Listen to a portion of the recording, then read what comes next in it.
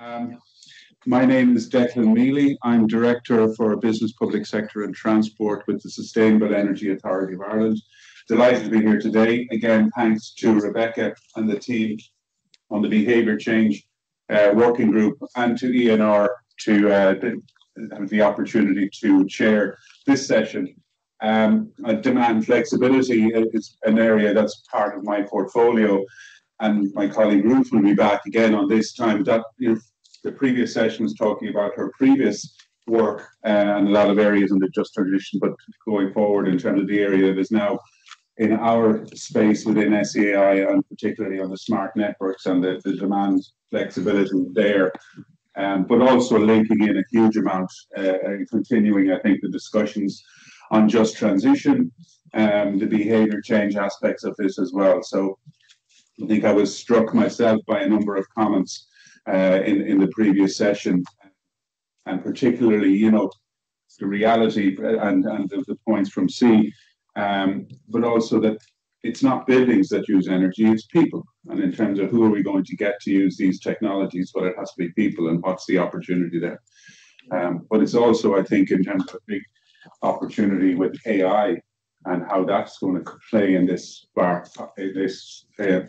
space as well in terms of moving into it. So the session is due to run until 1:15, maybe 5 minutes or so afterwards, but we'll be working ourselves towards the time. And the three presentations, two of them will be online. So with Marta and Sam, who you'd already heard. Marta Lopez from INESCC. Marta, I know Portuguese. You were hoping to be here in the room as well as Sam, but with both of you online, you can explain the INESCC, but again, looking at the demand flexibility aspects of Behave. Sam then demand flexibility under that your TCP, and then Jesper Axon, who Akesson, I would say probably better from originally from Sweden, now with the behaviorist and his company from the UK, talking about the guidebook on demand flexibility. He's with us here, and then we'll have Marta, Jesper, and Ruth on the panel discussion at the end as well. So, Marta, I'm going to hand over to you to take us through the highlights and findings on demand flexibility from Behave. So delighted to have you, and I'll hand it over to you. Thank you. Thank you, Declan. So good morning to all. I'm very happy to be here with you, although online. So good morning to all. I'm Marta from the Polytechnic University of Coimbra. I'm also with INESC, and I bring you insights, behavioral insights regarding energy flexibility, not only from Behave 23, but also from ECEEE that me and Sam attended last week. First of all, I would like to do an overview on energy flexibility. As an academic, I'm always concerned about people understanding what we are talking about when we address energy topics, and so let's bear with me. Let's discuss a few brief concepts on this. First of all, we know, okay, energy transition requires more renewable energy sources, which means that renewable energy sources are variable, and so we need, as consumers, to make our consumption more compatible with the production.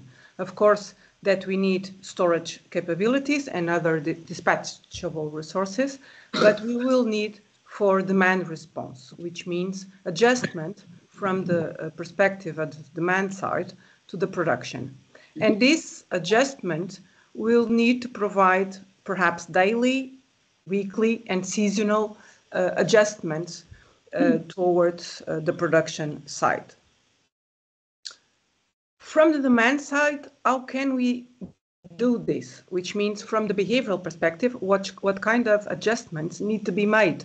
Well, people will need to shift loads, postpone or anticipate the use of their loads, will need to interrupt loads for a short period of times, or even to resetting thermostat settings of water heating systems or even air conditioning.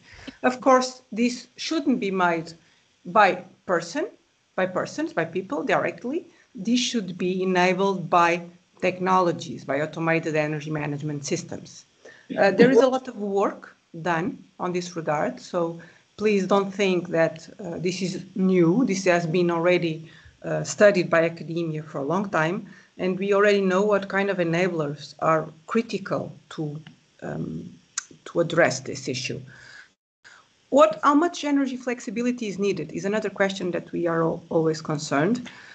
The regulators agencies all over Europe estimate that by 2030, flexibility needs to increase substantially. And so part of it will be possible to be enabled by technology, but in fact, consumers will need to adjust their energy consumption behaviors, and this will be made not only based on incentives, but also other kinds of enablers. From the literature, also from the regulator agencies, what kind of barriers and actions are needed to promote this demand response and flexibility? Well, we already know that there are numerous legal, technical, economic, and information barriers. The adoption and implementation of the regulatory framework to enable more active consumers. There is some delay in some countries deploying smart meters and submetering. There are barriers to enter energy markets by consumers, and there is poor quality of information. Previously, C talked about energy literacy, and then energy literacy is a very strong barrier towards this issue. What kind of actions will then be needed? Well, timely adoption of regulations, create supporting frameworks, having resources, create incentives for consumers, provide them support, provide them information, knowledge, and literacy, and integrating various energy consuming sectors, because I would like to remind you all that this is not only residential sector that we should address. Don't be scared. I just brought, challenged by Sam, I just brought a brief overview of the changes on the internal market of electricity regulation and directives that are being proposed, and we hope that are approved soon. So basically, the proposal, the amending changes are concerned what? Well, basically, there will be changes on transmission system operators to be able to procure peak shaving products, to be able, even also TSOs and DSOs, to use data from metering services to establish demand response services. Electricity market operators will enable and will provide products for flexibility trading, even with bit sizes below 100 kilowatts or less, which is for small consumers. Tariffs will reflect fixed costs and operational costs, and so it's expected that costs may increase. This is not written, but it's what we expect. Reports on flexibility and the situation on the electricity system will be published, and this is mandatory. Targets and national objectives for demand response needs will be also mandatory and will be published. And flexibility support schemes, member states may apply for flexibility support schemes as well. Regarding the directive, and this is slow. Regarding the directive, there are new definitions coming. Active customers will be those that will be able to consume, to store electricity, to self-generate, to share, and according to these changes, they're not obliged to belong to energy communities. So customers will be able to purchase electricity from supplier of their choice more than once, change contracts. Suppliers will offer fixed contracts or even dynamic electricity price contracts in a constant basis. Households will have the right to participate in energy sharing, not belonging to energy communities, as I said previously. Nevertheless, suppliers of last resource will be available. Vulnerable customers are also mentioned in this proposal, and they need to be protected from disconnections. And information needs to be published in a clear and transparent manner. Let's see when this will be published. Regarding insights from Behave conference, well, we had about 16 abstracts focusing on flexibility issues, mostly addressed drivers, barriers, acceptance, the potential for flexibility. They also addressed market-based instruments, gender, income, and diversity issues. Overall, and I did a brief summary of the main conclusions from Behave. Overall, there are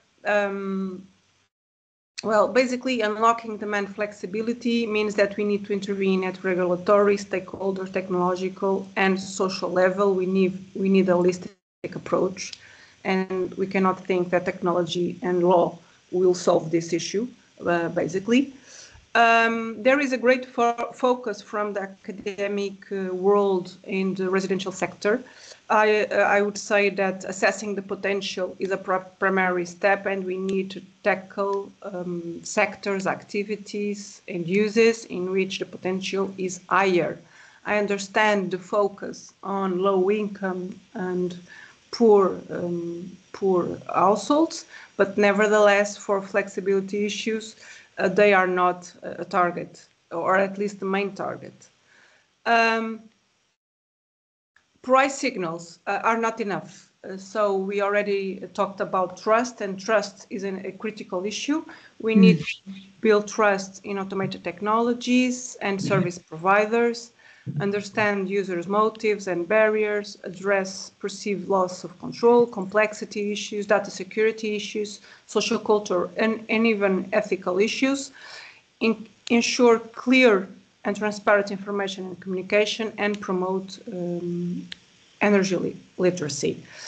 I also brought it, as I said, some insights from last week ECEEE conference in France, which it is a different forum than Behave. I don't know if, well, at least I heard some of the voices. There are people in the room that attended ECEEE last week. So this is a conference focused on energy efficiency. It runs for several decades already. And the topics, well, there were the same amount of papers on flexibility issues, mostly addressing drivers, barriers, acceptance, and flexibility potential. Flexibility was not only addressed for the residential sector, but also for small and medium companies, large industries, agriculture, and buildings in general. And we also saw some modeling exercises to anticipate scenarios. From the main conclusions of the proceedings, we can identify that also at ECEEE, the academic community acknowledges that there are technological, financial, regulatory, political, organizational, social challenges, that we need to unlock the potential in several activities, not only the residential. One outcome that I would like to highlight is that from Sweden, we got the information that and the experience that energy crisis can facilitate and unleash the flexibility potential and make it a normal practice among people. What also can help is to have flexible prices as default, and mass communication, mainly from the media and from governmental agencies, as a common and normal thing. Price signals are also not enough. This is also reinforced at CEEE, framing the information, fairness issues, and most of all, having economical viable technologies that support consumer decisions, because we have to think that buildings are in place, people already have technology, how to make it flexible without a lot of investment. Lower income and vulnerable households have little potential, but should be protected against undesirable effects.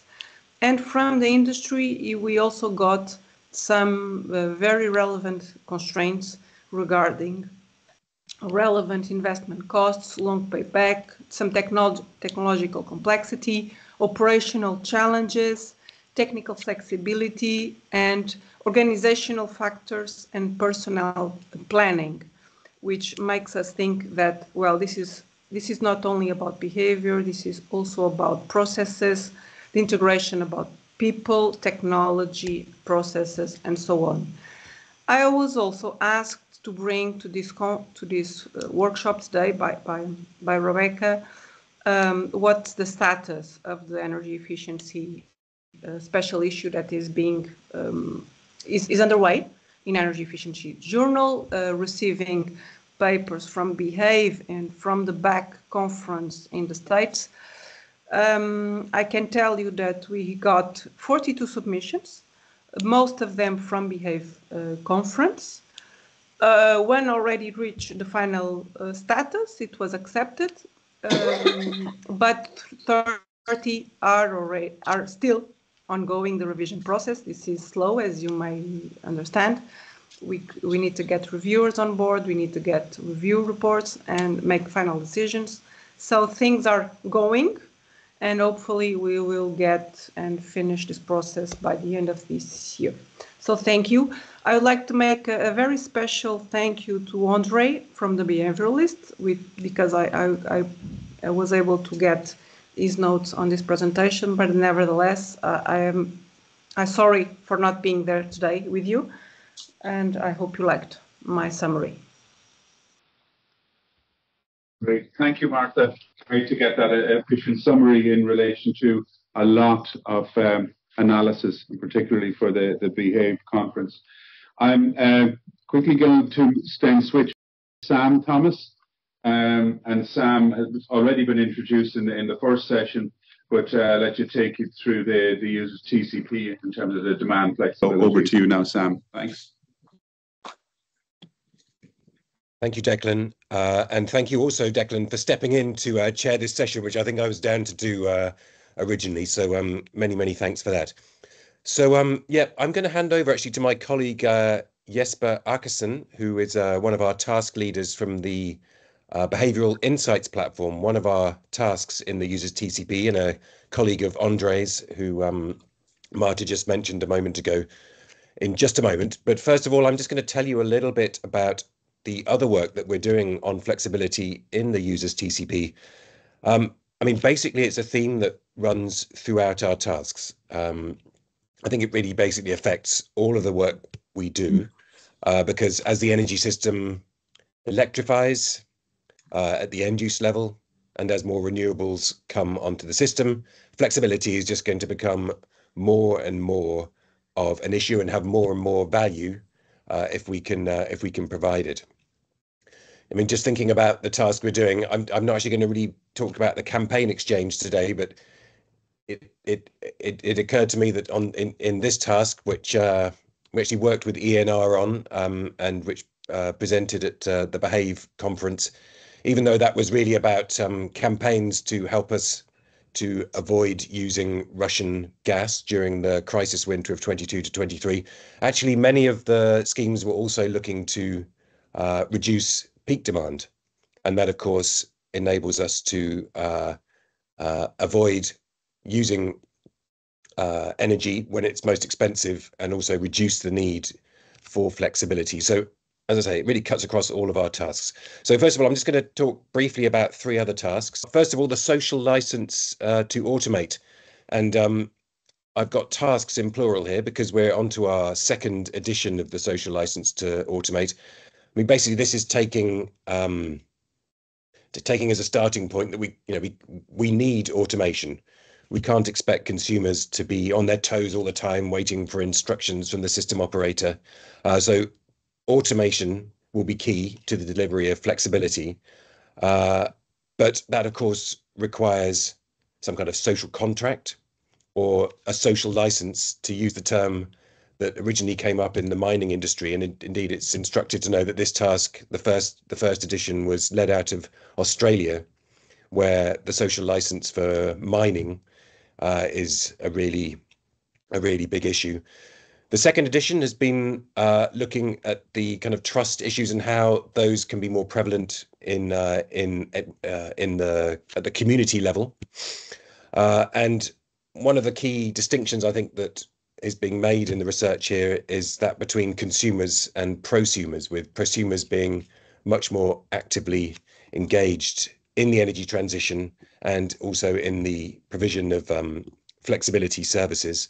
But essentially, it's examining the ability and capacity of willingness of people to enable the automation of their end-use devices. Looking at a slightly different approach to the provision of flexibility and thinking about the ability of communities at the kind of substation level, the topic of peer-to-peer energy trading, community self-consumption and transactive energy, that's quite a mouthful. That's why we call it Go P2P. This is a task that's been running throughout the users TCP, which we launched in 2019. And it really is focusing on this local area balancing approach, the local for local approach. And this is actually the one task where we do actually have Portugal involved in the user TCP, even though Portugal is not a member. We do have the Nova School of Law as a task sponsor, and indeed they hosted the most recent peer-to-peer Go P2P meeting in Lisbon only a few weeks ago. So many thanks to Nova. It's really focusing on analysing the trials and the case studies that are going on in this really emerging area, and it is very much socio-technical. So it's looking both at the DSR hardware, the ICT architecture, the policy side as well, the markets and the regulation, and of course the social aspects. And thirdly, I should mention our empowering all tasks, again plural, because the first task, which is we commonly refer to as gender and energy, and you may have heard C referring to that earlier in the day. But actually its title is Empowering All, and it's not. And while the first edition has been focusing mostly on the intersection of gender and energy, the second edition, which will begin in 2025, is broadening its scope to all types of potential exclusion of users from the energy system. It's not exclusively focused on flexibility, but it is in part, and it's looking at the gendered effects of changing energy consumption patterns which result from technology use. And I suppose it's ultimately looking to see how we can build an energy system with users' needs at its heart.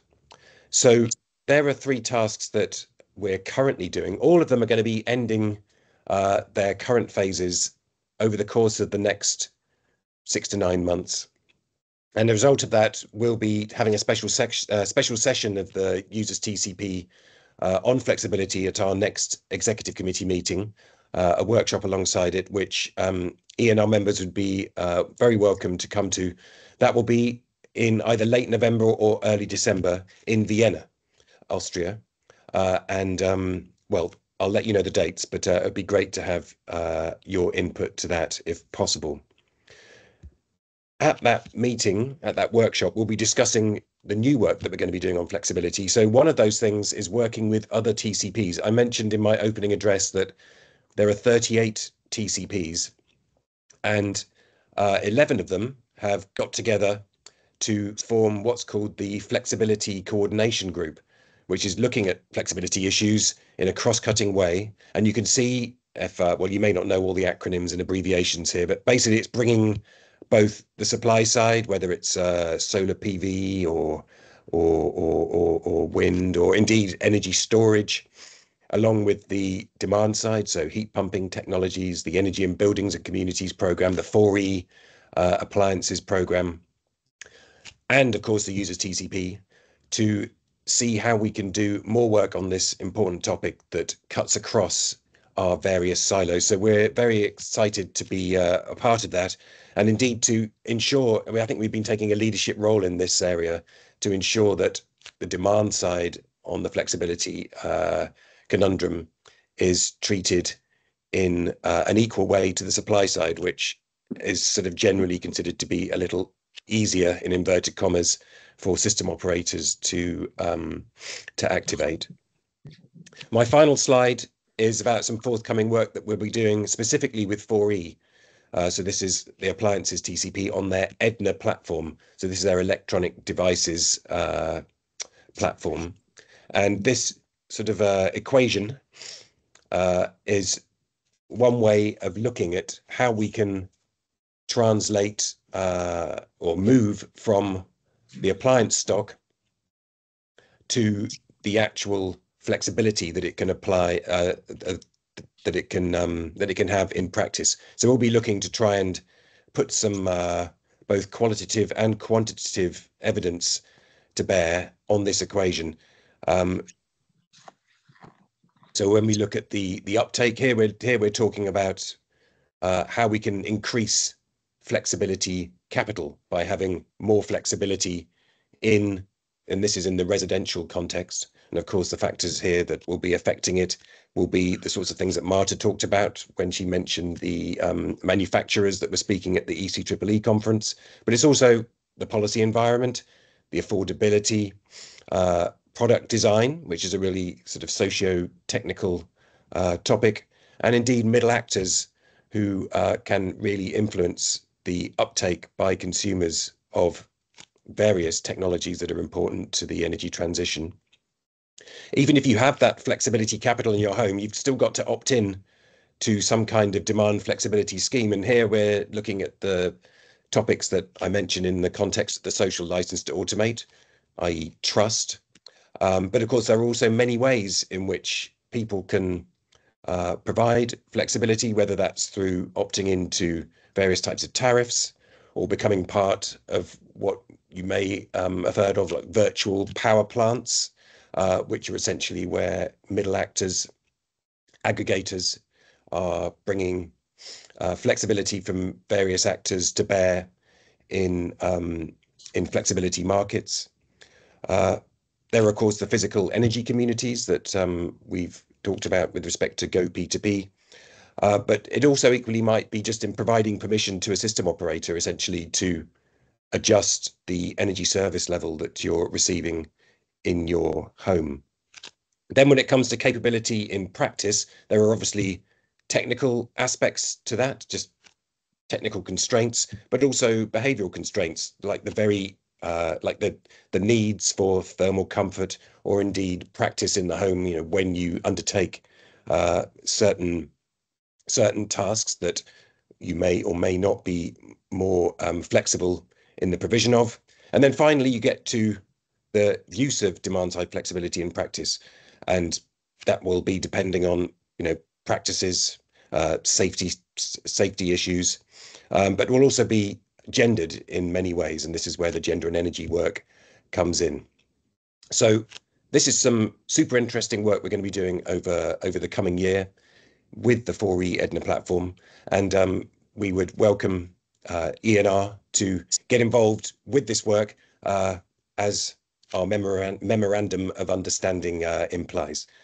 So with that, I'm now going to hand over to Jesper, who's going to talk about the Behavioral Insights platform, which is doing some super interesting work, both in producing their guidebook, but also some super interesting trials that I'm sure you're going to be fascinated to hear about.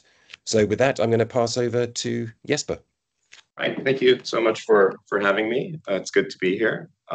So I'm here to speak about some work we've been doing on demand flexibility within the users TCP, and more specifically, a guidebook that we've put together. If you could just stand on. Oh, sorry. Okay, so you can see me. Lovely. Okay, great.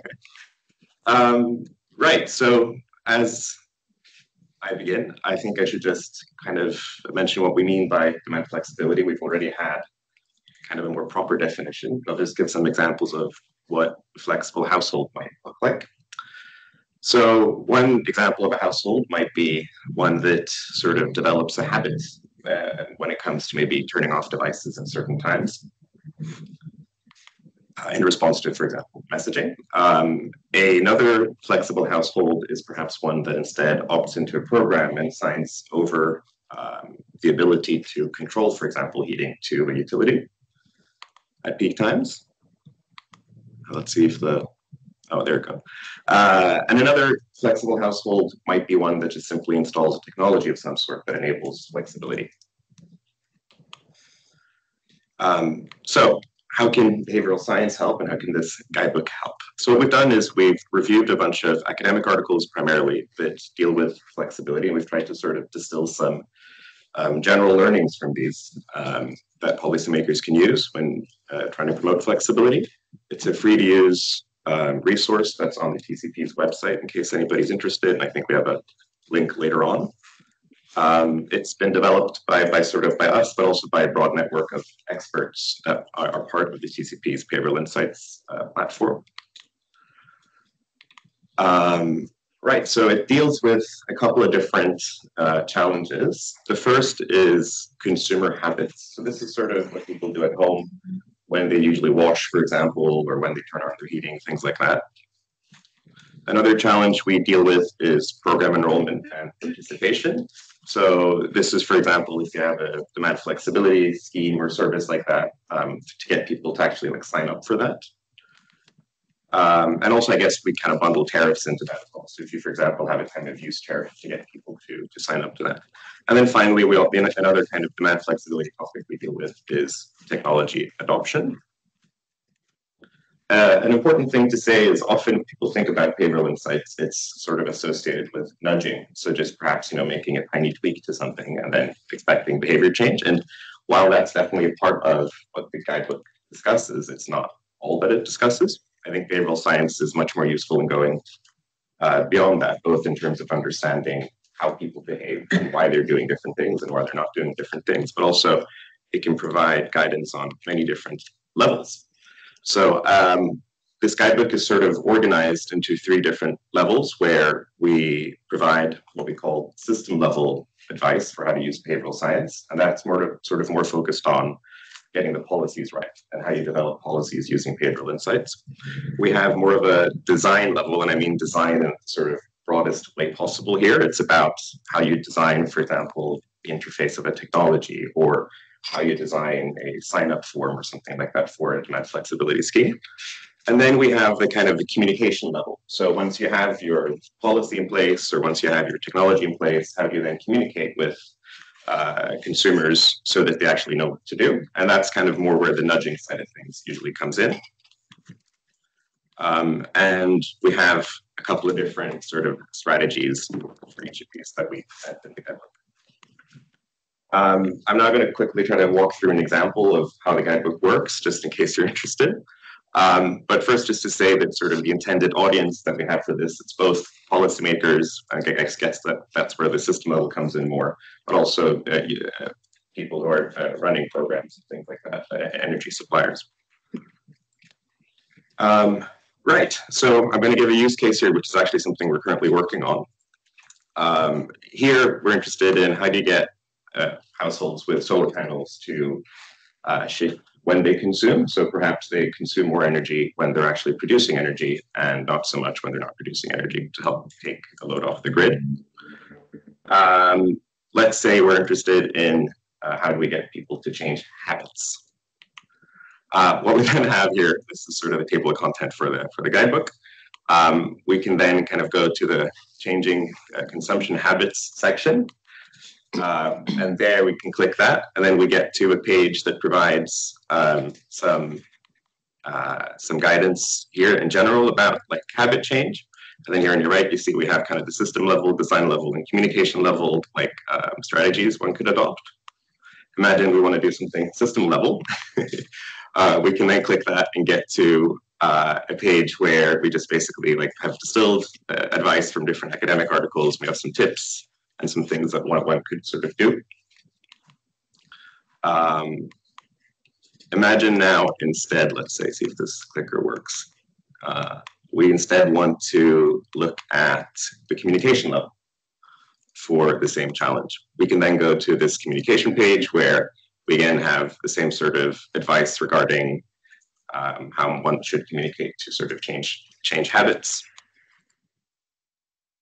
I think an important thing is to say that these solutions are things that have worked across many different academic articles, but at the same time, they're starting points. Things don't always generalize to like every single context.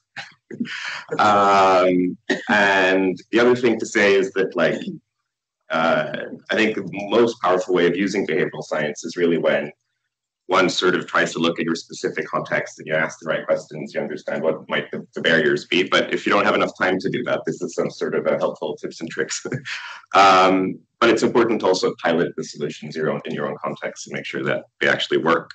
And then finally, just to say that these articles that we've reviewed are mostly from Europe or the US. And so while they probably generalize to those contexts, they might not do so beyond these areas. So now that we've done this guidebook, we're going around and talking about it so people use it, hopefully. So I hope you take a look at it later. But aside from that, we're also doing some primary research as well on demand flexibility within the user's TCP.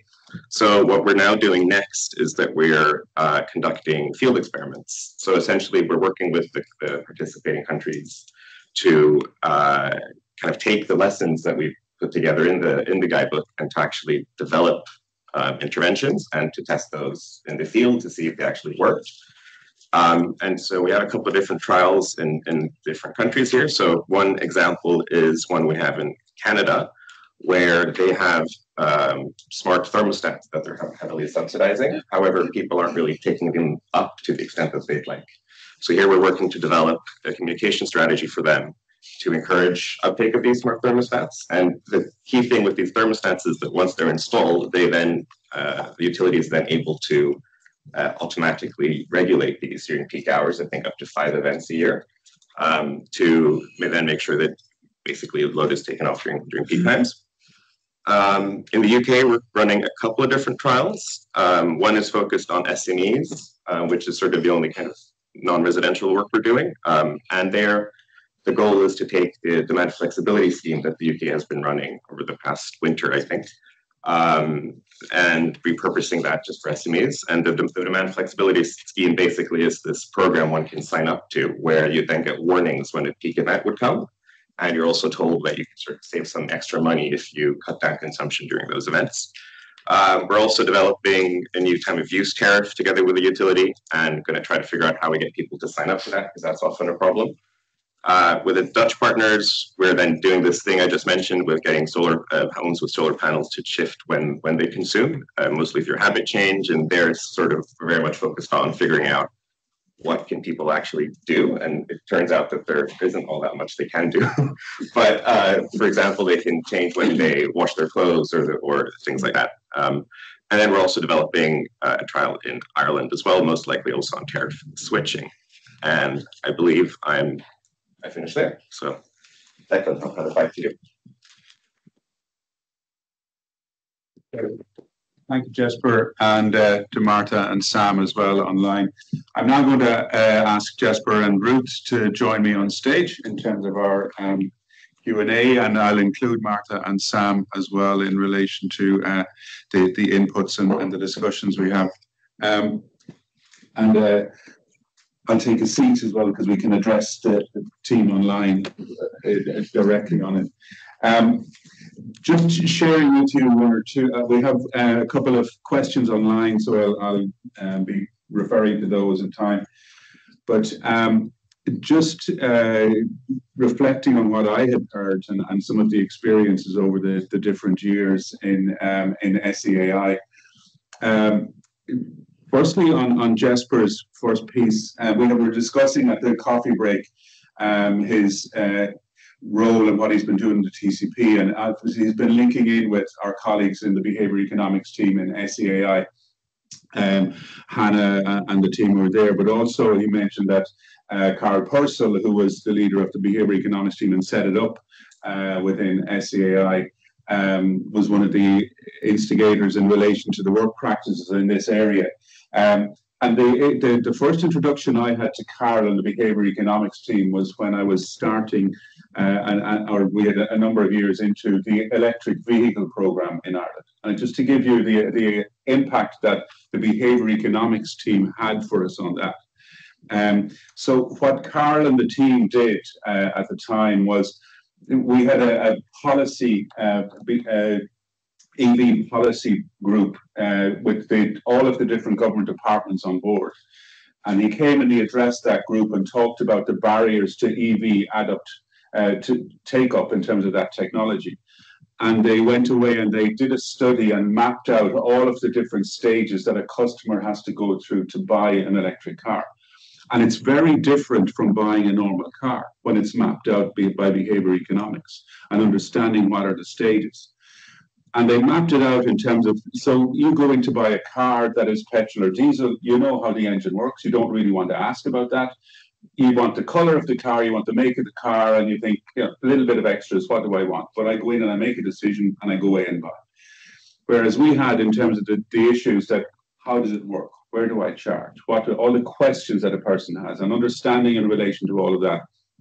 And then mapped out, because then they had to apply for a grant, and then they had to come back 2 weeks later if the grant was approved to the dealer, and then they come back. And it was 2 or 3 different visits to the dealer to even buy the electric car. And they mapped all of that out. And over the stage of 12 months, we addressed each of those barriers on the national program. So we changed the grants to an instant grant, that when you were in the garage, you got a grant offer there and then. We changed it in terms of dealerships, because the dealers were selling the petrol and diesels. Don't buy that electric car, it's too much trouble. So to incentivize the dealers, we allowed EV trials to get in and drive.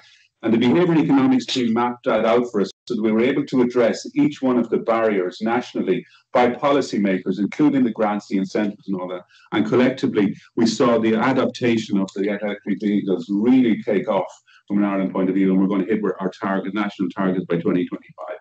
And when we refer back to every time, okay, what did the behavioral economics team tell us and map out?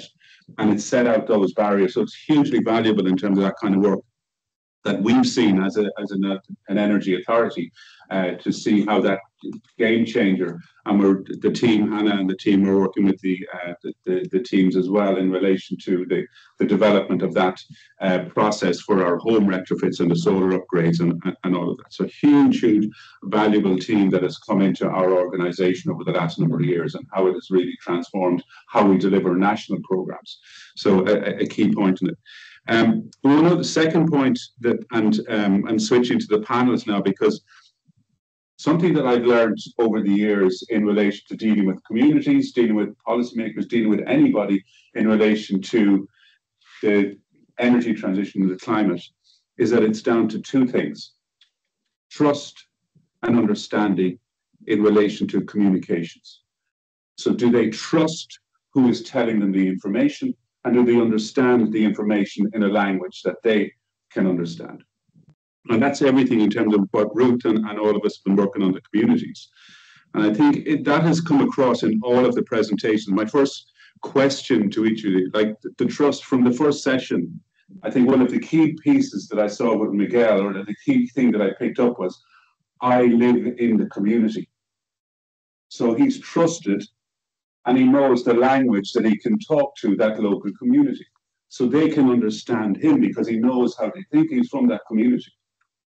And when the understanding with the technologies in Ireland, when we did a first smart meter trial in a low poverty community, and it was just putting in a little meter in the house. And the lady came back to me and she said, now I've got it. And this has been my secret in terms of climate change. Now I know how much it costs to cook my Christmas cake. And that's in terms of, she now understood the technology in terms of what it was for her. And it's that in terms of across all of the 4, how do you build the trust, and how are we going to build the trust for this technology in terms of demand flexibility is a massive technology switch. And we talk about socio-technology, which is the first time I've heard that phrase. But starting with yourself, Jesper, and then in terms of that trust and to Ruth. Thank you. Yeah, trust is, of course, really, really key. I think there are a couple of different elements that behavioral economics has kind of shown matter in this regard. The first is exactly as you said, it's about the messengers. So it's about figuring out who should be conveying information so that you actually end up wanting to do it. That differs in every context, of course. It has to be tailored. What we often do is at least when you have kind of these very big campaigns, is you can actually test, you can randomize who sends a message, for example, and try to figure out and work out what messenger works best for what group. And so you can kind of then try to use that moving forward. Another important part of trust, I think, that I've heard a lot related to demand flexibility is that a lot of these technologies are new and scary. And for example, they might be collecting data that you're not comfortable with. And so it's really important, I think, that the utilities and governments are very transparent in communicating why this is being done so that they don't feel like it's from some secret profiteering reasons or something like that. And then I think guarantees and abilities to opt out are also very important. So for example, this scheme we're working on in Canada on these smart thermostats that can be controlled by the utility at peak hours. That sounds pretty scary, like a machine can just decide to make your home colder or warmer. But I think a key part of making that at all appealing to people is that they can anytime just go to their thermostat and just press a button and make it stop. So that's an important part as well. And then, to some degree, maybe also having price guarantees, for time of use tariff, for example, which is an important part of flexibility, is people might not be willing to switch tariff if they're scared that they're actually going to end up having to pay a lot more. So you could have some sort of guarantees to help people at least get used to it and to learn that actually, they're saving money. And yeah, I'll finish there. Agree with all of that. I was speaking at an All-Ireland Smart Grid event yesterday, and an awful lot was about engaging people in communities, and they'd forgotten to invite communities to the meeting, but they wanted to talk about them. So this is part of the challenge where the technology and the people, the socio and the technical, are not meeting. But in preparation for my presentation at the event, I actually looked up what information I had about how we were connected in Ireland, and a study done by our Central Statistics Office in 2022 showed that 94% of our households were actually connected to the internet. 70% of households had gotten an internet-connected television. So we moved from an analog to digital system a number of years ago. More than 50% of people were wearing wearables. So we're sharing our data all the time without knowing where that data is going. So there's definitely a need to be absolutely confident where the data is being used, but also know people are very willing to give up an awful lot of data without knowing it. So there's the balance there. Interestingly, 22% of people were using it for smart home systems, 17% for security. I did just read this before I got up here. This is not all in my memory. And 7% for direct specific health monitoring. So when we think about the level of information people are sharing, and within Ireland, we're talking about having virtual wards within homes. So people will be getting the level of health surveillance they would get in a hospital ward in their own home. So all of this digital sharing of information is only going to increase. So I think it's incumbent on us to make sure we're not the ones that make people unconfident in the sharing of information. So people are very willing when they see a clear benefit or something that improves their lifestyle, they'll embrace it. I talk about a smart heating controller. In the 1980s, I was a smart heating controller when I was sent out to the dark to find the oil boiler light switch and not hit a spider when I was trying to turn off the heater because my mother told me to go out. Now she can talk to Alexa and it can do it for her. So I'm cut out of the system completely, but I can also control her system from my house should I want to. So we've moved into a space where when there's an amenity value there, people will embrace it. So I think that's been our challenge with particularly smart meters. It's been very hard to communicate what that benefit is because it's not clear yet until the services come in and there's real clear benefits there. Something Declan spoke about an awful long time ago, because we have worked together for 19 years, was a project in Puget Sound, I believe, in Washington, in America. And the dial they gave people for their behaviour change was lowest cost or highest comfort. So I think we have to be careful that we don't give people too much information. Not everybody wants to download the CSV file from their smart meter to work out what their energy use is every half hour like I did, and then book additional formatting to identify where there was anomalies and work out what I needed to do to change that. That's not everybody else. But that idea of where are we between lowest cost and highest comfort and where to a CSV file, and everybody is somewhere on that spectrum of wanting information so that we make it available, but we don't throw it at them when they don't want it. I think getting that balance right. Right. And Marta, I'm going to come to you there as well in terms of what you're seeing through the groups, and again building on that trust point. How do we, with this technology, how is it? How are you seeing it through the research that we can start to build this distrust as well? Yeah, that's a hard question. I don't think I agree with your perspective that we need to trust and understand the info, but we also need, I think, opt-out options as default. Making people to opt in demands for a cognitive effort, and that's require energy, which people don't have. So I would like to add opt-out options for all things that make people change their usual practices. For example, having time of use tariffs at least. In Portugal, we have by default flat rates, but we have time of use for decades. Why not to have time of use as default instead? Making people more aware of consuming at one time than another. I leave this as a suggestion. Regarding understanding the info, at least we need to make a lot of more effort on that regard. And we need to improve literacy and people's know-how on energy topics. Well, this is a forum for discussing that. We could argue that a lot more needs to be done on other issues. I saw Sam's question regarding how to pursue just tradition on a world with populism is more prevalent. And I would say, okay, we need to increase people's literacy on politics, for example, as well, on financial issues as well.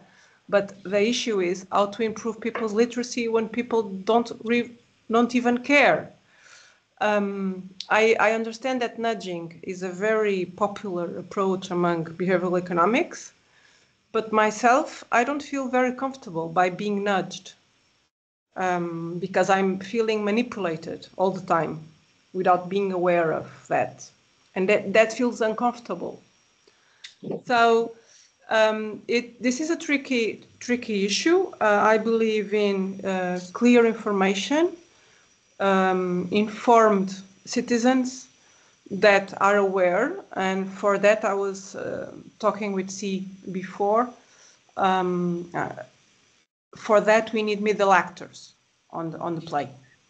We are in a forum with national energy agencies, but 20 years ago I worked with regional energy agencies myself, and they were close stakeholders working in the field with consumers, with companies, with municipalities, and they were able to reach people in a very direct and very effective way. In fact, I participated in one of the most effective programs in energy efficiency back then because of that.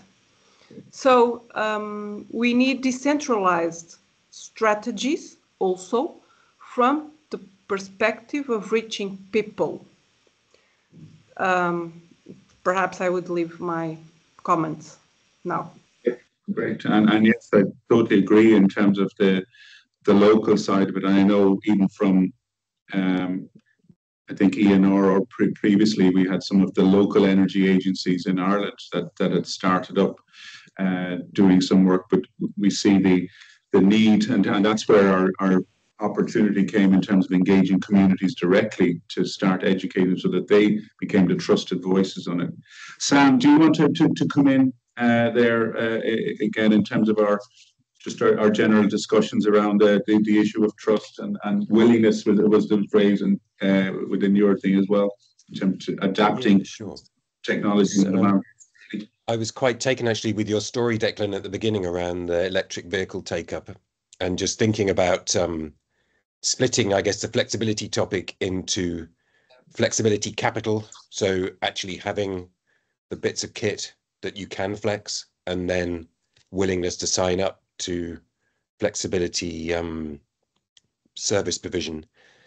And obviously electric vehicles is going to be a big part of the flexibility conundrum, but also heating. And on the heat pump side, the middle actors, I think, are super important. So if you think about both retailers of heating equipment, but particularly installers, I mean, so many people replace their heating system in an emergency situation, or at least they need a new heating system relatively quickly. The installer is going to suggest something to them, and unless they're willing to suggest an electric heating system, ideally a heat pump, then quite often I think the end consumer is just going to go with whatever the middle actor in this case is saying. So what are the policy solutions there? I mean, I think there are, there's no silver bullet, but I mean, obviously policy and regulation and having that conversation also across the with the population about the need to decarbonize heat is important. For the middle actors themselves, we actually heard at one of our campaign exchange meeting a suggestion that middle actors so installers are basically given a subsidy for their first heat pump installation. So actually kind of provide some kind of financial incentive for the installers, not just to get trained up, but actually to do their first installation. So that struck me as quite an interesting kind of behavioral economics approach. And then, of course, actually what we've seen in Ireland and in many other countries and is now kind of required, I think, under the Fit for 55 package is the one-stop shop approach to building renovation. Of course, buildings that are more thermally efficient are also more flexible by nature, but also that includes the installation of heat pumps as buildings look to decarbonize. Then thinking about the willingness to provide flexibility services, I was quite taken by one of the stories that I was told came up in the most recent Go P2P meeting in Portugal, where there were stories of people involved in energy communities there basically giving energy for free. Then they're not requiring some kind of financial transaction, but because they're part of an energy community and they have excess energy, perhaps because they have solar panels and maybe they do have a battery as well, but they just basically have excess energy. Other people within their community need that energy, rather than engaging in some kind of financial transaction, which wouldn't necessarily be a bad solution, but they're just willing to give it away for free. So having that kind of community aspect is perhaps one way of kind of building trust at the local level in providing flexibility within a community, but then that of course provides flexibility to the energy system as a whole if you can balance at a local level. Then I guess there's a sort of chicken and egg issue, I think, that means that it's quite difficult to get people to be interested in flexibility, because it's a future problem that is becoming a current problem, and particularly in some jurisdictions. I'm thinking California, Australia, perhaps also in Portugal too. Countries that have a large solar provision. But if policymakers basically take the approach that we need a hammer here, and they introduce a capacity mechanism or something like that, just something that basically makes it easy for policymakers to solve the flexibility problem with expensive supply side kit, it basically reduces the value of flexibility on the demand side. So that may end up being more costly for society as a whole, but policymakers, particularly politicians who are averse to blackouts that will basically imply some kind of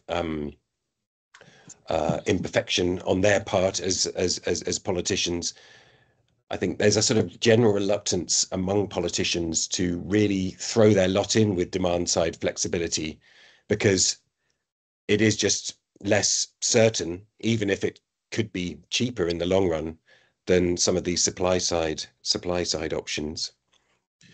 And then one last thing I thought I'd mention maybe this is expanding beyond trust a little bit, but it's the question, I guess, that Marta mentioned around ensuring that you can opt out, and thinking about, particularly in certain households where either they aren't able to be flexible, or they just got many other things that they're worrying about rather than the provision of flexibility services.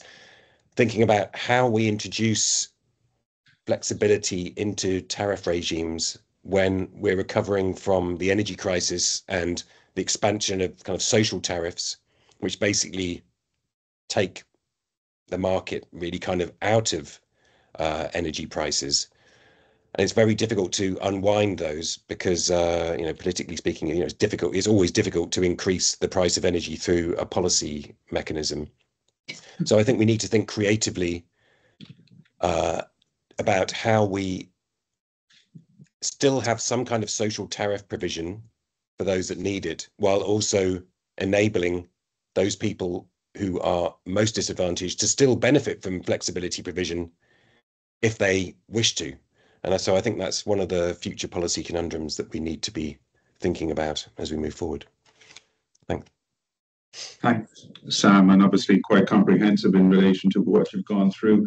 Just the question came in from outside during your presentation, Marta, in terms of, and Sam has given a lot of options, but in terms of the kind of incentives preferred by end consumers, and I'll ask Ruth and Jesper on that as well. But would you have anything else to add to what we had from Sam there, Marta, in terms of the types of additional incentives that you consider?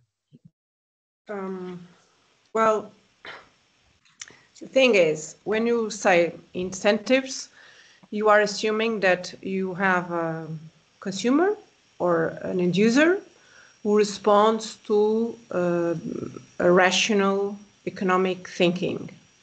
And most of the time, well, probably most of the time, consumers and actors in several activities, they answer to those economic incentives, and they state that yes, this is because I save money, or because it gets cheaper.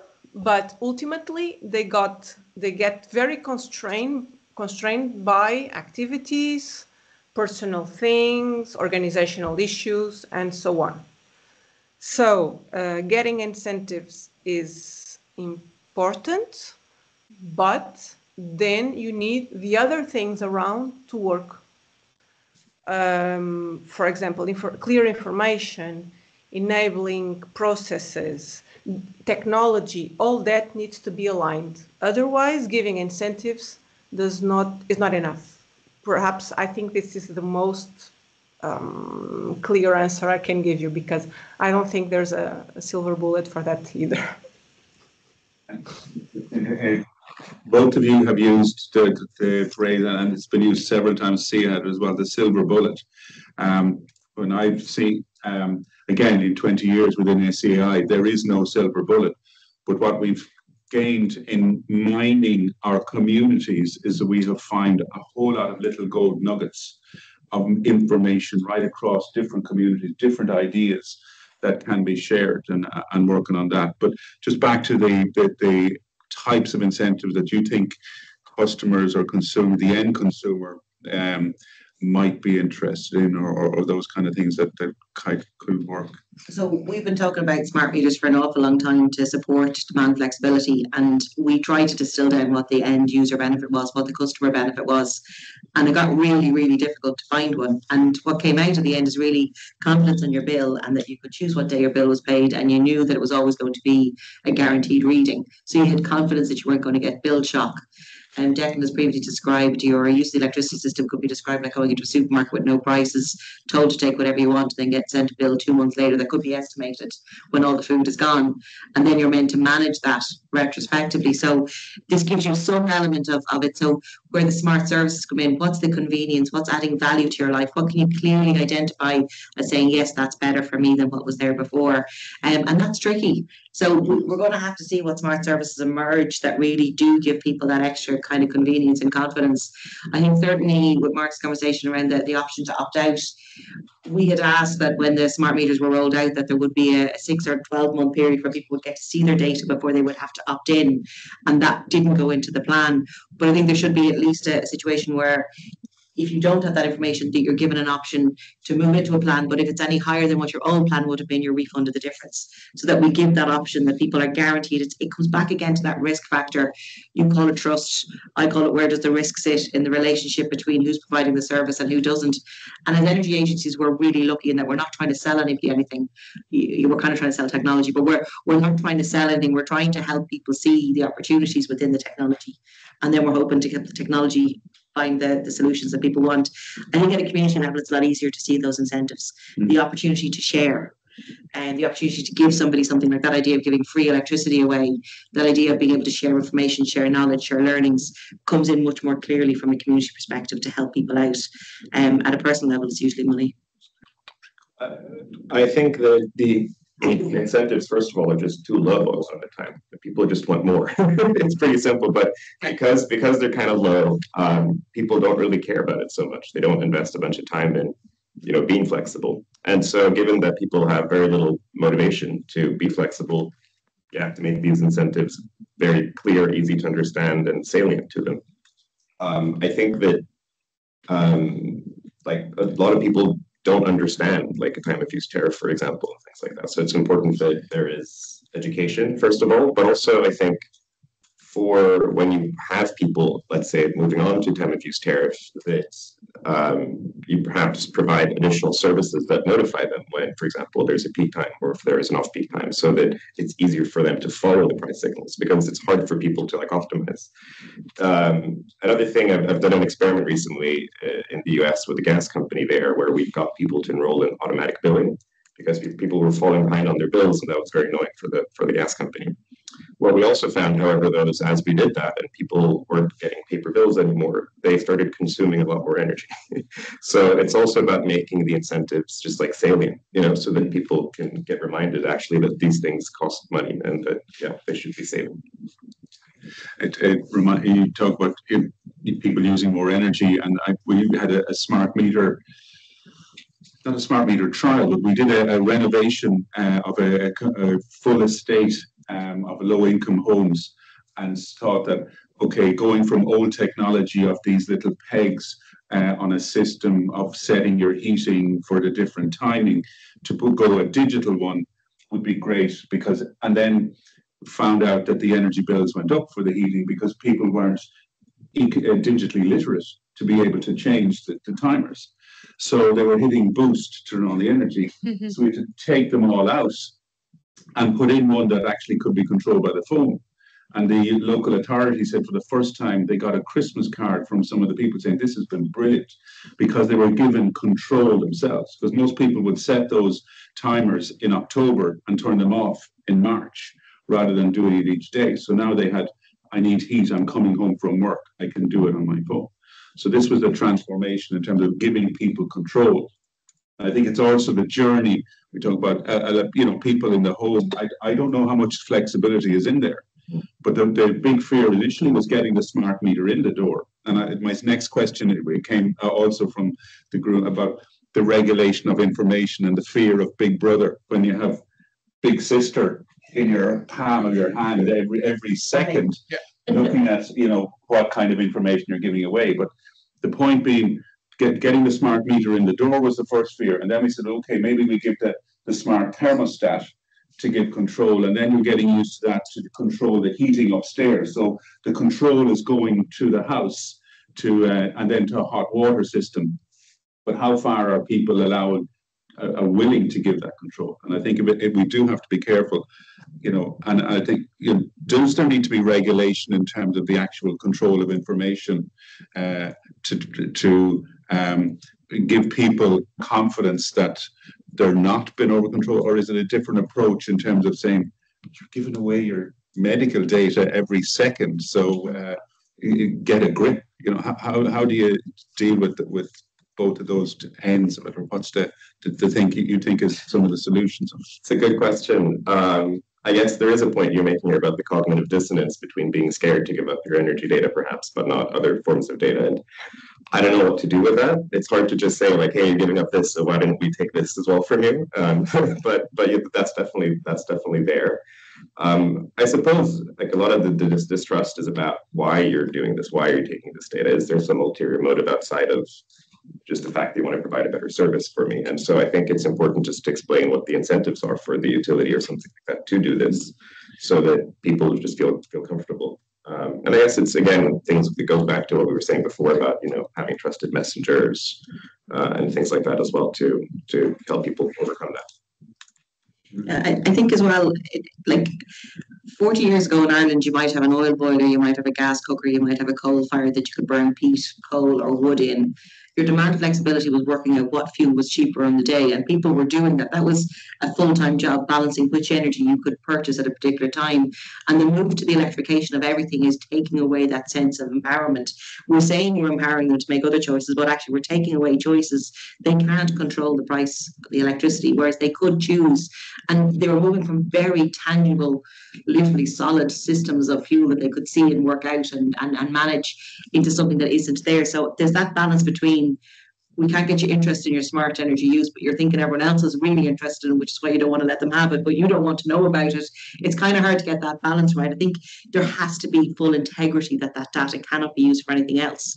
At the same time saying it's not disclosing anything other than the fact that you like 23 degrees in winter and we won't tell anybody, you know what I mean? Or that you're keeping your family at 17 degrees and possibly we should tell people. There's getting the balance right between what's child protection and what information should be shared. So it's just getting that balance right and understanding what people's tolerances are. But I do think we have to be having the conversation with people and understanding what their fears are. We don't see a fear because we're using this data all the time. And I think as well, we're in energy because energy is enough of a reason of a why. For many others, energy is just how they achieve something else in their life. They get comfortable, they have a good life, they provide for their family. It's energy in itself is not enough of a reason to be interested. So I think we just have to be careful. We just have to keep listening and having the conversation, I think. I know we're approaching the end. In case there's any questions in the room, if anybody wants to raise their hand, I know we have a microphone here, just in case you want to ask a question on it. Sam, do you want to comment on the points we had there in terms of the regulation on data and that? Well, just to say that I think there are some cultural differences across Europe. So we know that, well, as far as I'm aware, Germany is a country where there's quite some reluctance to share data and some kind of general fear there that is reflected in the lower take-up of smart meters, for example, in Germany, a country that generally has been advanced in many other aspects of the energy transition. And I think it is a worry.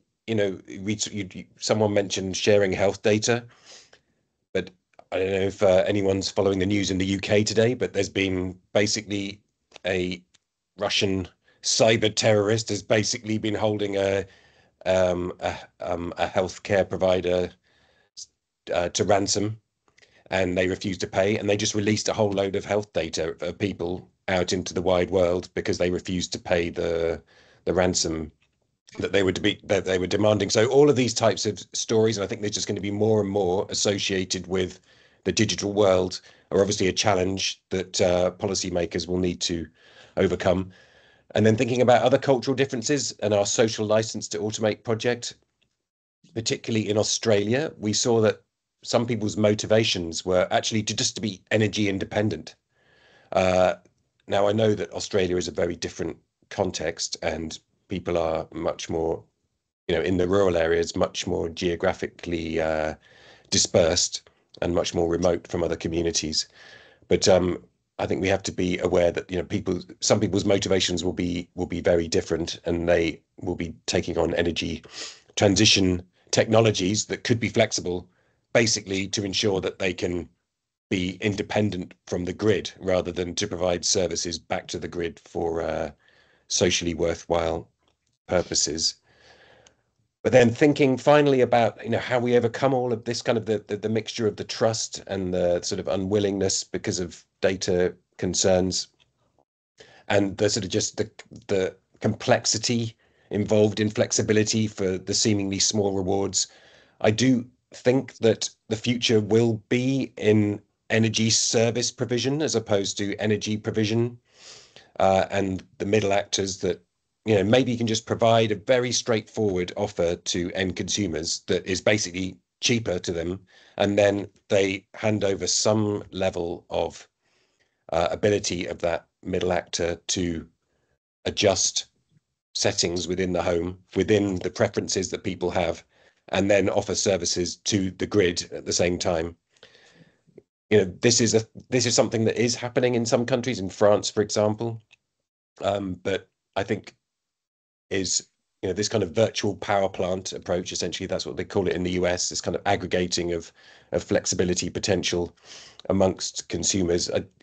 I do see this as a promising way forward that can be encouraged by a few simple regulatory tweaks that allow the demand side to play in flexibility markets.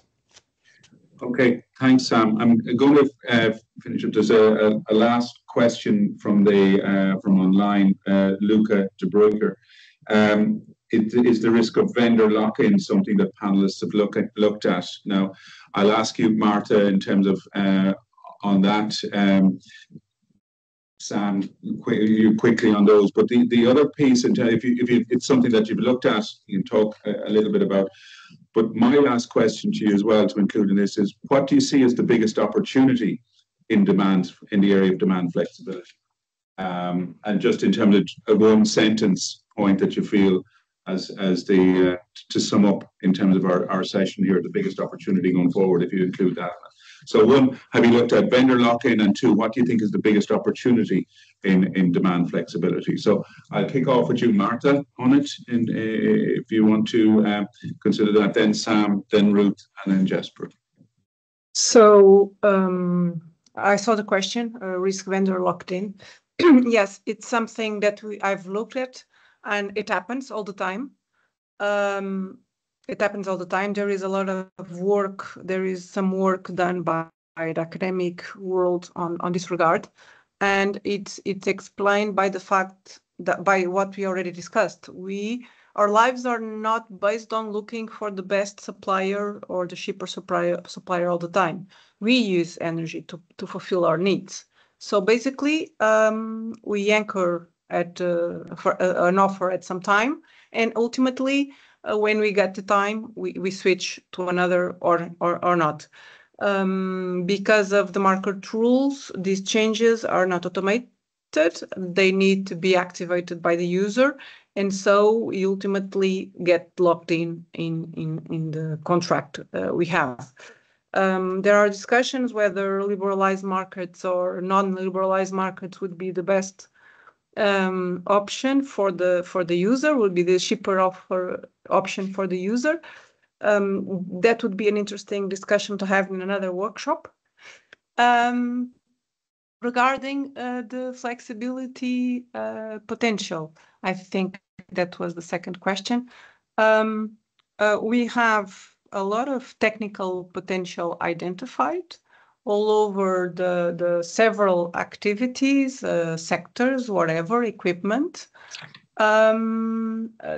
There will be technology, regulations, information, education to unfold it.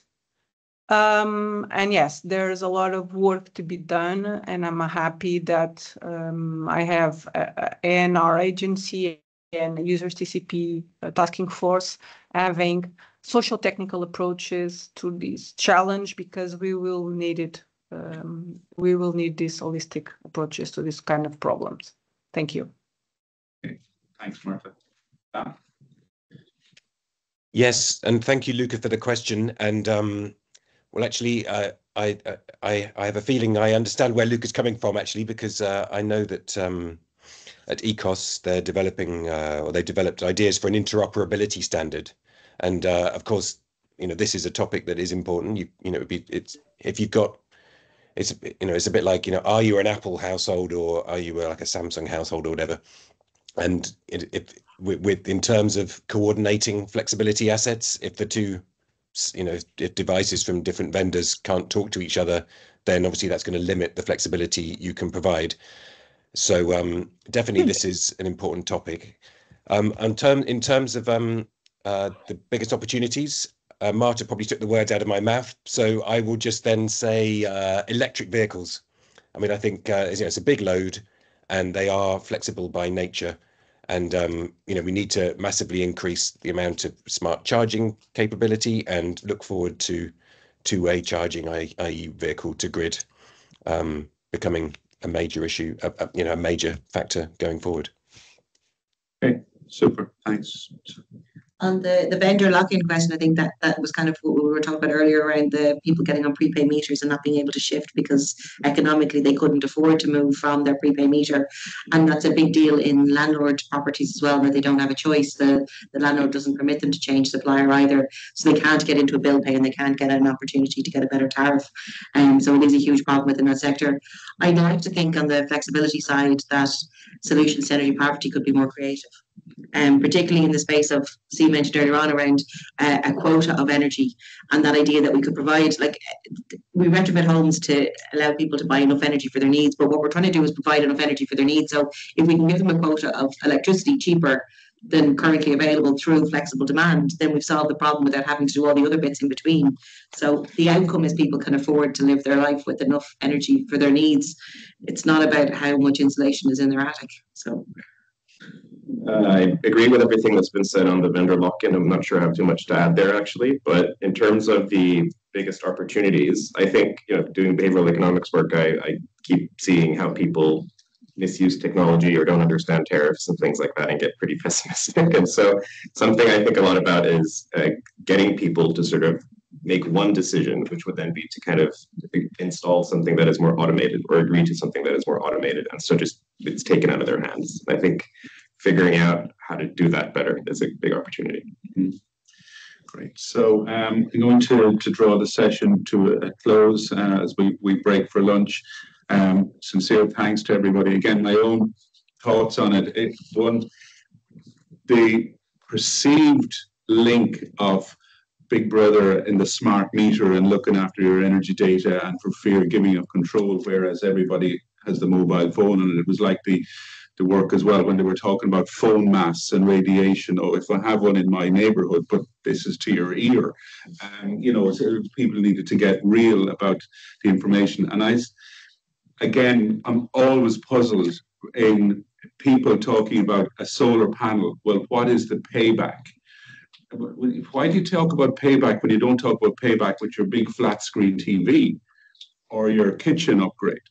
Or when you're buying your car, what's my payback? You only start talking about it if you're talking about some renewables. And we have to have, and Steve talked about a paradigm shift, a whole mindset shift.